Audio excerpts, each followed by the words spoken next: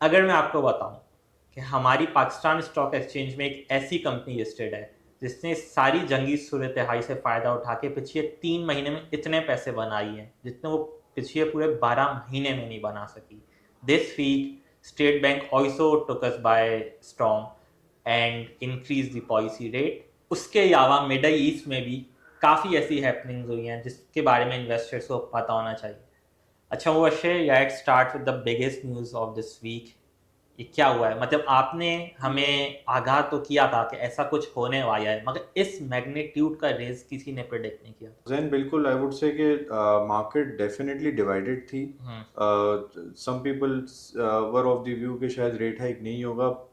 Primarily जो हमने reason discuss किया था कि काउंटर आर्ग्यूमेंट है कि सप्लाई साइड शॉक को आप हम्म। रेट हाइक से कंट्रोल नहीं कर सकते। Inflation irrespective will be high hmm. Because आपकी जो है सप्लाई साइड या कॉस्ट पुश इन्फ्लेशन है rather than demand side inflation या डिमांड पुल इन्फ्लेशन। हम्म। हाउएवर जो स्टेट बैंक की रैशनल था या जो उसकी प्रोएक्टिव डिसीजन मेकिंग में आप कह सकते प्रूडेंट अगर पॉलिसी अडॉप्ट की है, उसका मेन रीज़न यही है कि आपको थोड़ा सा इकोनॉमी या मार्केट को सिग्नल करना होता है that the risk is rising hmm. And this is even though it's external but आपको लोकल बफर जनरेट करना पड़ता है। इकोनॉमिक एक्टिविटी स्लो डाउन होती है। Hmm. It's again linked to the investor sentiment and economic activity आप कहते हैं या जनरल इकोनॉमिक सेंटिमेंट।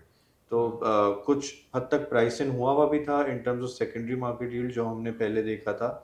एंड उसके बाद भी थोड़ा बहुत इम्पैक्ट आया 20-30 बिप्स का, जो कि हमने रीसेंट ऑक्शन में भी देखा कि yields in conventional T bills increase by about 20 to 30 Bips in hmm. The from secondary market अगर कट ऑफ देखा जाए। तो आई वुड से पार्शली बैलेंस्ड जो रिएक्शन है वो इतना नेगेटिव नहीं है या इतना सरप्राइजिंग रिएक्शन हमने हम्म। आफ्टर दी रेट हाइक नहीं देखा। लेकिन वो अक्षय, अगर मैंने 2 साल पहले ये कंपनी ज्वाइन की थी जब पॉलिसी रेट वाज अराउंड 22% और हमारा जो मनी मार्केट प्रोडक्ट है वो 23% रिटर्न दे रहा था अराउंड, तो क्या वापस वही चीज़ें जाने का अंदेशा है? आई वुड नॉट से वो हम्म। जो 22% था that was once in I would say probably in not even a decade actually it was hmm. probably the first time कि हमने हम्म। इतने high rates देखे हों which was an effect of multiple things हम्म। कि आपकी external account vulnerable हुआ था, उसके बाद आपकी जो है IMF प्रोग्राम डीरेल हो गया था और हम्म। उस IMF प्रोग्राम डीरेल होने के बाद आपके पास फिजिकल एंड एक्सटर्नल प्रेशर्स दोनों साइड पे बिल्डअप हो रहे थे hmm. Which reflected in currency depreciation high inflation. Hmm. हमारी इन्फ्लेशन आपको याद होगी we saw somewhere like mid 30s का हमने नंबर भी देखा था on a monthly hmm. Basis. तो वो एक वन ऑफ सिचुएशन थी।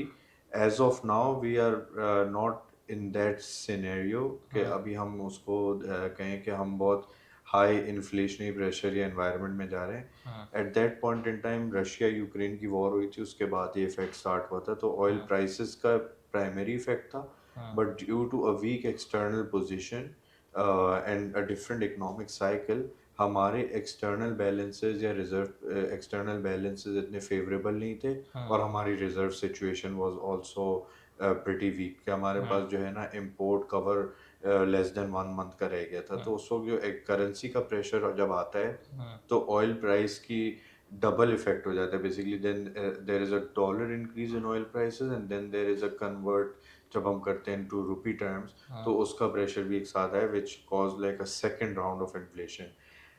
एज ऑफ नाउ अभी तक हमने देखा है कि करेंसी डिप्रिशिएट नहीं हुई है हमारी, hmm. But like we have been discussing the pressure will eventually build up in on the external side and have its effect on the currency hmm. given कि ये जो ऑयल प्राइसेस हैं इसी तरीके से बिहेव करते हैं जो हम रिसेंट देख रहे हैं। हम्म। क्योंकि लास्ट वीक हमने जब ये डिस्कशन करी थी on rate outlook we did specify कि 100 से हम्म। ऊपर है तो रेट हाइक अवॉइड करना मुश्किल हो जाएगा। हम्म। अभी भी हम ये देख रहे हैं कि जो oil prices they are still about 110 in the hundred morning. And eighteen in the by the way. morning we saw 120 as well। हम्म। तो अगर मैं उसका because they are so volatile I refrain from just pinpointing one number, but अगर range देखें 110 to 120 की range में है, तो ये प्रेशर जिस तरह प्रोलॉन्ग हो रहा है, क्योंकि as by the time of recording this video 2 months हो चुके हैं कॉन्फ्लिक्ट को। जितना जितना प्रोलॉन्ग होगा उतना प्रेशर बिल्डअप होगा, एंड वी एक्सपेक्ट कि करेंसी पे भी थोड़ा प्रेशर आएगा इन कमिंग डेज। ओके। और फिर करेंसी ऊपर जाती है, इन्फ्लेशन ऊपर जाती है, फिर इंटरेस्ट रेट ऊपर जाता है, मतलब ये एक पूरा एक लूप बन जाता है जिसमें हर चीज़ फिर मईशत को नुकसान देना शुरू कर देती है। अगर हम देखें तो 3 साल में पहली दफ़ा, तकरीबन 3 साल में पहली दफ़ा रेज हुए हैं इंटरेस्ट रेट, तो इसको लाइटली तो नहीं लेना चाहिए ना। मतलब अब मेरे ख्याल से पूरा outlook for the next 12 month change हो गया है फॉर द मार्केट। अनफॉर्चुनेटली इसमें जो है हमारी लोकल पॉलिसी मेकिंग या उसको हम ब्लेम नहीं कर सकते, प्राइमरीली बिकॉज ये जो फैक्टर्स हैं जो प्ले आउट करें इवन इन बैक इन 2022, उसके काउंटर इफेक्ट्स या उसको कंट्रोल करने का मैकेनिज्म इज सेकेंडरी, बट जो प्राइमरी रूट कॉज होती है that is external driven, they are like external shocks and they are beyond the control of our policy makers. Same is the case right now, कि आपका एक geopolitical conflict है region में which has expanded, and you know उसका effect हम देख रहे हैं in terms of oil prices, and वो जिस तरह एक्सटेंड होता है it will have its effect on Pakistan as well। तो ये वही, अगर मैं समराइज करूँ तो अनफॉर्चुनेटली हमारे पास जो है एक बफर्स जो हैं जो बिल्ड भी हम लोगों ने कर लिए over the last 2-3 years of consolidation and stabilisation, अब वो ड्यू टू एक्सटर्नल चैलेंजेस वो हमें दोबारा चैलेंजिंग पोजीशन में डाल देते हैं। देखो वो बफर्स भी 50% मतलब सऊदीया से लिए हुए हैं, हमारे अपने तो उसमें से आईएमएफ के भी थोड़े पैसे होंगे, चाइना से भी अभी हमने लिया तो वो भी शायद डिफर हो गया है, मतलब ज़्यादातर पैसे तो हमने मांगे हुए हैं, अपने तो हमारे शायद ना होने के बराबर है। देखिए इस टाइम फ्रेम में डेफिनेटली लोन्स का इफेक्ट या लोन, ये जो आपकी बायलैटरल सपोर्ट अगर हम बोलें वो उसका रोल भी है, बट रिजर्व्स जो है स्टेट बैंक ने ओपन मार्केट एक्टिविटी के थ्रू भी बिल्डअप करें, सो आई वुड नॉट से it is purely because of आपने जो है ना बोरोइंग बढ़ा के करें, तो ओपन मार्केट एक्टिविटी की वजह से भी स्टेट बैंक ने अपना रिजर्व बिल्डअप करा है। हाउएवर वो वही बात है कि अगर अभी भी हमारे पास हम कहते हैं 2.5 मंथ 3 मंथ के इम्पोर्ट कवर के आसपास अगर हम हैं बिटवीन 2 and 3 मंथ्स, तो वो with the passage of time वो effectively they will start coming under pressure, और हमारी एक्सपोर्ट्स भी काउंटर प्रोडक्टिव आप कह सकते हैं कि इन्फ्लेशन की वजह से इफेक्ट आएगा, ये कंपेटिटिव नहीं रहेगी, तो we have to see how things काफ़ी एक्सपर्ट्स ये भी कह रहे हैं कि ये जो रेट हाइक है this is a one off event, क्योंकि गवर्नमेंट ने आई सुकूक्स में 5 ईयर के सुकूक्स में पैसे रेज करने थे और सारी बेट्स रिजेक्ट कर दी क्योंकि मार्केट बहुत ज़्यादा रिटर्न मांग रही थी, और गवर्नमेंट को लगता है कि शायद ये वन ऑफ इवेंट है और वापसी रेट्स नीचे आ जाएंगे और गवर्नमेंट सस्ते रेट में मार्केट से लिक्विडिटी उठा सकेगी। आपको क्या लगता है कि ये वन ऑफ रेट हाइक है या जून में हम फिर से इसकी कंटिन्यूटी में एक और हाइक देख सकते हैं? देखिए ये जो बिड पैटर्न या ऑक्शन की पार्टिसिपेशन होती है ना, that is never the sole determining factor कि रेट का डायरेक्शन क्या होगा। डेफिनेटली मार्केट एक्सपेक्टेशन या मार्केट जो पार्टिसिपेंट एक्सपेक्ट कर रहे होते हैं वो उसके अकॉर्डिंगली कट ऑफ्स में पार्टिसिपेट कर या ऑक्शन पार्टिसिपेट बिड्स देते हैं, एंड मिनिस्ट्री ऑफ फाइनेंस जो डेट मैनेजमेंट ऑफिस होता है वो उसके accordingly depending on multiple priorities के हमें जो है लोन प्रोफाइलिंग किस तरीके से करनी है, किस कॉस्ट पे करनी है, वो मैनेज करते हैं। तो मेरा ये ख्याल है क्योंकि उसके नेक्स्ट डे ही एक तो पीआईबी का ऑप्शन जो था जो कि रिजेक्ट हुआ था, और फिर बिल्कुल नेक्स्ट डे हमने देखा कि टी बिल या शॉर्टर टेनर में गवर्नमेंट ने पार्टिसिपेशन एक्सेप्ट करी थी, and yields did go up above 12। मेरा कन्वेंशनल जो टी बिल है 1 ईयर का दैट वाज अराउंड 12.10% तक आया है, जो कि पहले 11.75 के आसपास था before the rate hike. I would से कि मोर देन कि ऑक्शन पार्टिसिपेशन या ऑक्शन का पैटर्न क्या है, हमें ये देखना होगा कि ये वॉर एंड इन्फ्लेशनरी आउटलुक किस तरह कंटिन्यू होता है। जिस तरह चीज़ें चल रही हैं specially on the oil prices and currency pressures, I think further rate hike can not be ruled out. अच्छा, अगर ये फाइनेंशियल इन्फ्लुएंसर्स को देखें या इवन जो बाय साइड एनालिस्ट हैं उनका वेस्टेड इंटरेस्ट है, मतलब कोई भी इवेंट हो मैंने नोट किया है वो उसको एक बुल केस बना के पेश करते हैं। मतलब हमें इन्वेस्टर को इवन तो वेस्टेड इंटरेस्ट होते हैं, बट एक रियलिटी बेस्ड चेक देना चाहिए, और अभी सूरत हाल अच्छी नहीं लग रही है। $120 बैरल पे हमारा ओआई चल रहा है। करेंसी में आपने कहा प्रेशर्स आ सकते हैं, और रिजर्व्स अगर नीचे जाना शुरू कर दिए और करेंसी थोड़ी सी भी स्लेप हुई, फिर आपको पता है वो साइकिल चलना शुरू हो जाता है। तो अब आप क्या बताना चाहेंगे इन्वेस्टर्स को? What's your outlook? क्या मार्केट ने जाना है 2.5 लाख पॉइंट्स पे by the end of this year? Like I said कि इस सिचुएशन में अभी जैसे जो अभी हालात हैं, there are few things that I would like to highlight, जो शायद अगर नए इन्वेस्टर्स हो उन्होंने प्रॉब्ली ये इस एंगल से ना सोचा हो। बिल्कुल।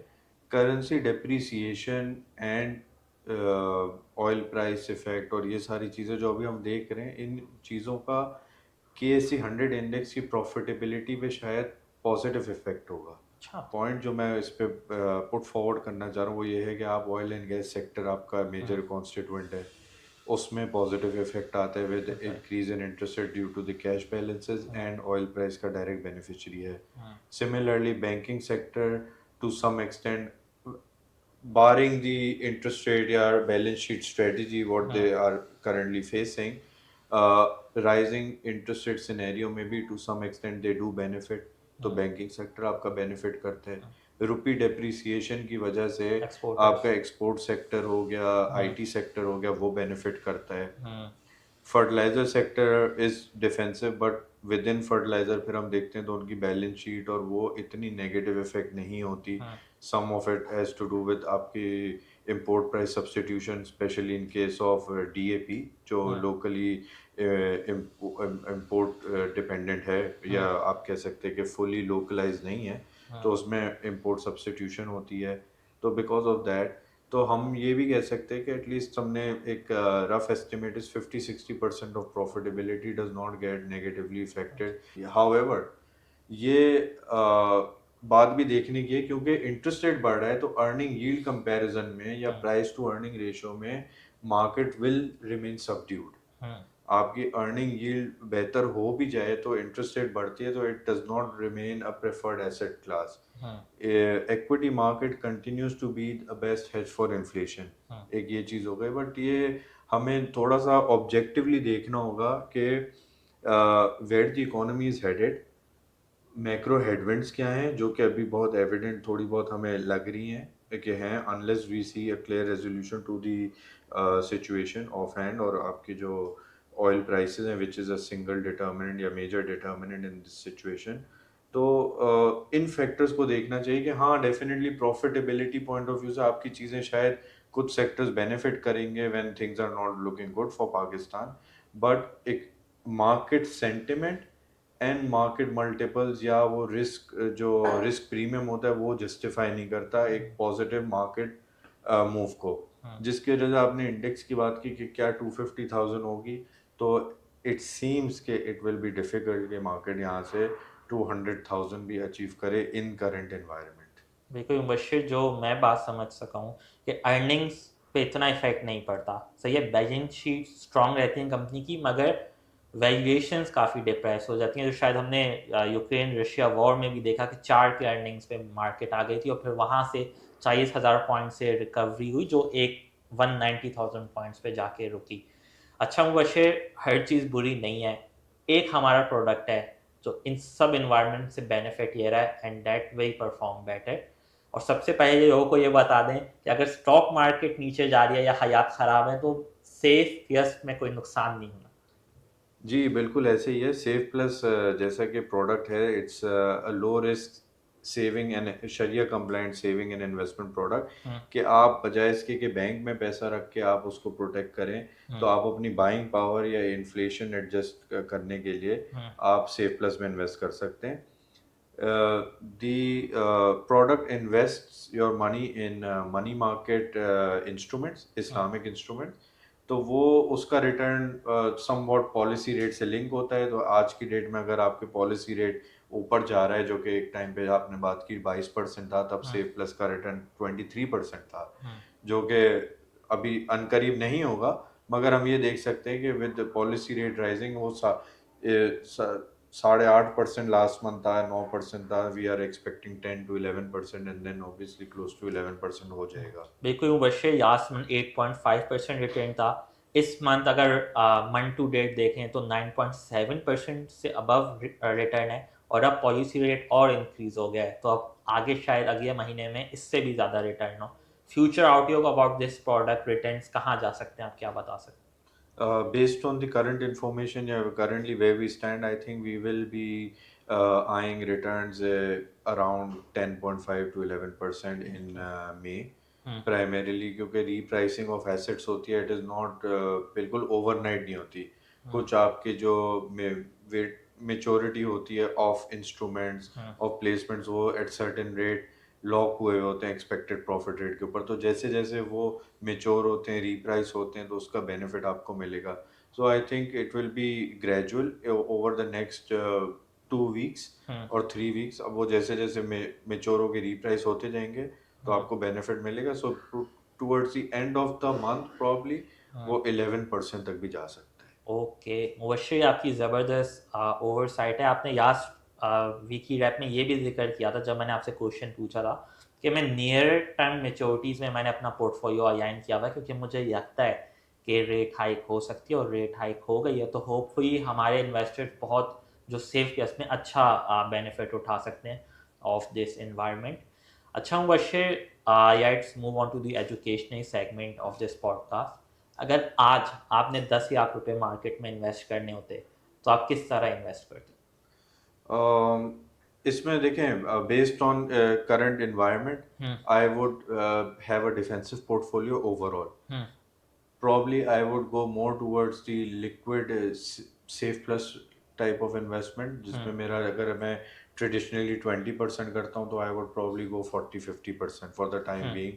और जो मेरा बाकी एक्विटी मार्केट का भी एक्सपोजर है, मैं हम्म डिफेंसिव सेक्टर्स में ज़्यादा करूँगा। जैसे कि हम्म मैंने मेंशन करा कि कुछ कंपनीज हैं, उनके कैश फ्लोज एंड प्रॉफिटेबिलिटी बेहतर होती है विद हायर ऑयल प्राइसेस। ऐसे सेक्टर्स बता दें आप जैसे please. Oil and gas sector हो गया, डिफेंसिव में हम्म बैंकिंग सेक्टर हो गया, जिनकी प्रॉफिटेबिलिटी नेगेटिवली इफेक्ट नहीं होती with the economic cycle as such, hmm बहुत मेजरली अगर हम बोलें तो। डिफेंसिव सेक्टर्स में हमारे पास ऑयल एंड गैस सेक्टर आ जाता है, specially oil and gas exploration की बात करूंगा, हम्म जिसमें वॉलेटिलिटी कम होती है compare to oil and gas marketing अगर आप देखें, जिसमें ऑयल प्राइसेस की inventory losses and hmm gains का इफेक्ट बहुत ज़्यादा होता है। फर्टिलाइजर सेक्टर हो गया डिफेंसिव। आपके थोड़ा सा जो एक्सपोर्ट ओरिएंटेड सेक्टर्स हो गए, करेंसी डेप्रिसिएशन के लिए आप हम्म उनको देख सकते हैं, they might have some benefits if currency depreciates. And उसके अलावा आपके बैंकिंग सेक्टर में कुछ इस्लामिक बैंक्स हो गए जिनके पास थोड़ा बहुत बेनिफिट आ सकता है। बिल्कुल मुबश्शिर, मैं हेजिंग का भी कॉन्सेप्ट आपसे सीखना चाहूँगा in this podcast.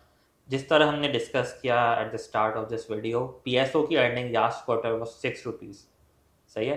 This quarter it is around 55 rupees, तकरीबन 10 गुना का इजाफा इन जस्ट अ क्वार्टर। पिछले पूरे 12 महीने से देखें अगर पिछले फाइनेंशियल ईयर के, तो उससे ज़्यादा अर्निंग सिर्फ 3 महीने में आ गई है। तो अगर आपको लग रहा हो कि ऐसा कुछ होने वाला है, जंग स्टार्ट होने वाली है, तो आप अपने रिस्क हेज भी तो कर सकते हैं। देखिए, ये जो आपने पीएसओ की एग्जांपल दी है, मैं जी। इसको हेजिंग के उसमें वो नहीं करूंगा, क्लासिफाई नहीं करूंगा। हाँ प्राइमरीली टू सम एक्सटेंट आप हेज कर भी सकते हैं with a view before hand, अगर आप थोड़ा प्रीएम्प्टिव व्यू ले ले रादर देन आप ईपीएस देख के इन्वेस्ट करें। हाँ क्योंकि एक साइकिल है, अगर आपको की ड्राइवर्स ऑफ ईच स्टॉक पता है हाँ कि क्या किस चीज का कितना इफेक्ट उसकी बॉटम लाइन पे आता है, हाँ कंसिडरिंग तो let's say oil price upward जाएगी तो इन्वेंट्री गेन आएगा पीएसओ को। दिस इज हाँ समथिंग दैट एन एनालिस्ट और anyone following PSO should know और वुड नो बिफोर हैंड। तो जब ऑयल प्राइसेस अपवर्ड जाना शुरू हुई तो आप उसको प्ले कर सकते हैं। However market is now very smart और participants are now more knowledgeable than before. तो इसमें यह है कि अक्सर ये जो टेम्परेरी इफेक्ट होता है, इसका कोई अर्निंग में लॉन्ग टर्म रिटर्न में कोई फायदा नहीं होता, क्योंकि people are actually trading ahead of the market. हाँ तो उसको थोड़ा सा देखना चाहिए कि आप उसको क्या, आपकी पोजीशन वाकई हेज करेगी या फिर आप डिफेंसिव पोजीशन लेके आप you know you are not trading on quarterly earning trend basically. बिल्कुल। तो अगर आप प्री एम्प कर सकते हैं, अगर आपके पास वो स्किल है, अगर आप वो टाइम डेडिकेट कर सकते हैं, then hedging is a good thing. But अगर इस सारी सूरत हाल में पैसिव इन्वेस्टिंग का भी बहुत एक अच्छा सिनेरियो नज़र आता है, क्योंकि देखें जो ETF होते हैं या जो लो कॉस्ट इंडेक्स फंड्स होते हैं, इसमें जो टोटल एक्सपेंस रेशियो है वो काफ़ी कम होता है। तो जिस तरह मार्केट अभी नीचे जा रही है और या ऐसा रहा है कि आगे आसार इतने अच्छे नहीं इन द नियर टर्म, तो जो एक्टिव फंड्स हैं जिनकी 3-4% मैनेजमेंट फी है वो कितनी हिट लेंगे और ईटीएफ कितनी हिट लेंगे?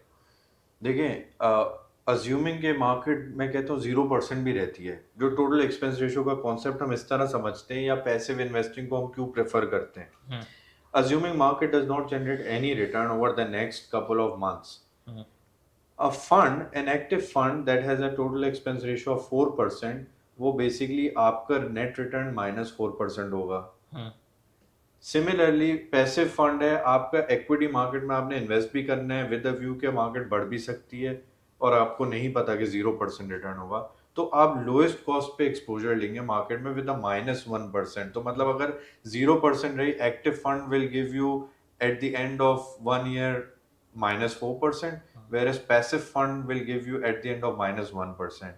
तो अगर आप लॉन्ग टर्म पैसिव इन्वेस्टिंग या बस आपको इंडेक्स का एक्सपोजर ही चाहिए, तो पैसिव इन्वेस्टिंग या ETF is a preferred approach. Second, मैं इसमें एक और चीज ऐड करूंगा, जैसे हमने बात की डिफेंसिव पोर्टफोलियो की, हम्म, तो डिफेंसिव पोर्टफोलियो में आप ये देखें कि हर पोर्टफोलियो के सेक्टर एलोकेशन या कॉन्स्टिट्यूएंट्स किस तरह से, हम्म, लाइक एज वी स्पीक हमारे पास अराउंड 20% एक्सपोजर जो है वो फर्टिलाइजर सेक्टर का है इन हम्म, ईटीएफ, 18 to 20% की रेंज में। हम्म, सिमिलरली हमारा जो है 15 to 20% का ही एक्सपोजर हमारा ऑयल एंड गैस सेक्टर का है। So that is about 40% already आपका जो है डिफेंसिव से आ रहा है। Then we have some banking exposure of about 5 to 8% और फिर कुछ एक्सपोर्ट ओरिएंटेड कंपनीज हो गए like System Limited. So that is already 50% of the portfolio that is bit defensive in the nature के वो मैक्रो हेडविंड से short term negative नहीं होता, नेगेटिवली इफेक्ट नहीं होता। तो जब मार्केट रिकवर करेगी, these companies will already have the profitability to return positive alpha और cash flows to the investors. Okay Mubashir, thank you so much. काफ़ी अच्छी पॉडकास्ट है ये, काफ़ी कुछ सीखने को मिला। मैं अपने इन्वेस्टर्स, अपने व्यूअर्स से कहना चाहूँगा कि प्लीज़ आपका कोई भी सवाल है अबाउट इन्वेस्टमेंट्स, अबाउट महाना या इस फाइनेंस की दुनिया से रिलेटेड कोई भी आपका सवाल है, तो please let us know down in the comments below. मैं खुद आंसर करता हूँ कमेंट्स को, हम लोग काफ़ी कदर करते हैं अपने व्यूअर्स की। तो मैं चाहूँगा ज़्यादा से ज़्यादा कमेंट्स आएँ इन अंडर दिस पॉडकास्ट और मैं खुद रिस्पॉन्ड करूँगा। आज के लिए इतना ही। खुदा हाफिज़।